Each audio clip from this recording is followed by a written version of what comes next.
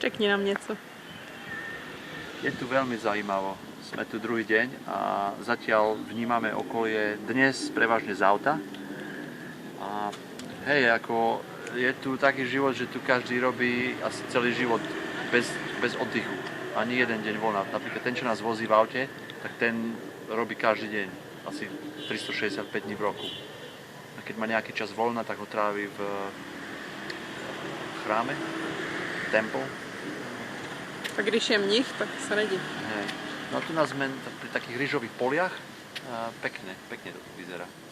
Ideme do hôr pomaly od pláže, do kopcov. No, na vulkánu. Na sopečný kopec. Aha.